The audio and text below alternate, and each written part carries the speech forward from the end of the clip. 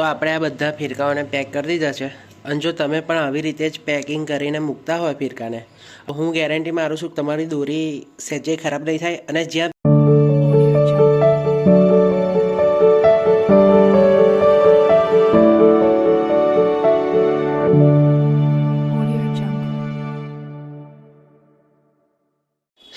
Hello guys, તો હું છું ધ્રુમિલ. બધાને બહુ મજા કરી હશે ઉત્તરાયણ પર.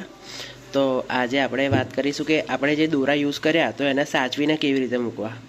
તો જે દોરો યુઝ થયેલો હોય એ યુઝ થયેલો દોરો બીજા ફિરકામાં આપણે કાઢી લેવાનો અને જે ફ્રેશ દોરો હોય એની ઉપર આ બીજા કલરના દોરાનું ગાંઠ મારી અને લગાવી દેવાનો.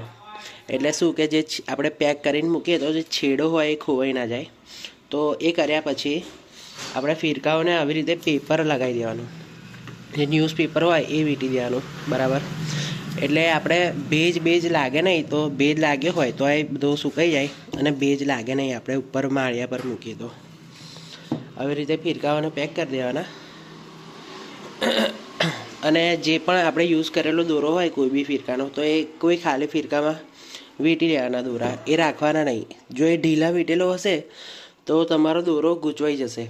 એટલે એકદમ જો આ કેવો ફિટ વીંટેલો છે તો આવી રીતે જે યુઝ થયેલો હોય દોરો એ કાઢી લેવાનો અને આ બીજા કોઈ બી કલરનો દોરો આવી રીતે લગાવી દેવાનો ગાંઠ મારીને, અહીંથી ગાંઠ મારીને, એટલે આપણો છેડો ખોવાય નહીં.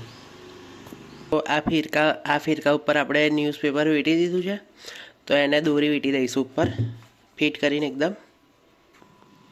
તો આપણે બધા ફિરકાને મસ્ત રેપિંગ કરી દીધું છે એકદમ કાગળ મારીને.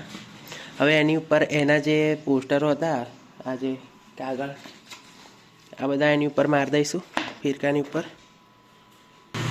તો આપણે આ બધા ફિરકાઓને પેક કરી દીધા છે અને જો તમે પણ આવી રીતે જ પેકિંગ કરીને મૂકતા હોય ફિરકાને, અંદર પેપર મારીને ઉપર આવી રીતે પોસ્ટર લગાવી, તો હું ગેરંટી મારું છું કે તમારી દોરી સહેજે ખરાબ નહીં થાય. અને જ્યાં ભેજ ના આવતો હોય એવી જગ્યાએ તમે પ્લાસ્ટિકની કોથળીમાં ફિરકા નાખીને જે મૂકશો, ફિરકા અંદર પ્લાસ્ટિકની કોથળીમાં મૂકીને, તો ફિરકામાં જેવી પણ દોરી હશે એવી ને એવી 1 વર્ષ પછી ઉત્તરાયણ આવશે તો આપણે કાઢીશું તો એવી ને એવી દોરી નીકળશે. દોરીમાં સહેજે પણ ભેજ નહીં લાગ્યો હોય. તો આવી રીતે તમે પેક કરી શકો છો અને દોરીને તમે સાચવી શકો છો.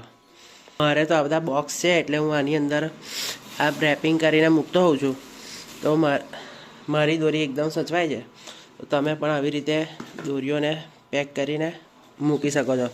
ઘણા લોકો ખુલ્લા ફિરકા મૂકી દે છે કે જેવા આપણે પેકિંગ કરતા નથી. તો જે લોકો પેક નથી કરતા ફિરકાઓને પેપર મારીને, તો એ લોકો માટે આ ખાસ વિડીયો હતો.